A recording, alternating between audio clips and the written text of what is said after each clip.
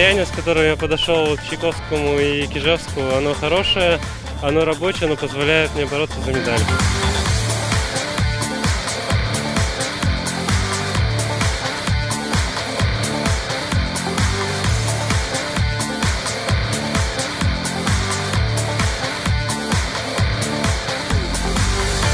Очень рада гонке, потому что я люблю такие дисциплины, и удалось отстреляться относительно почище.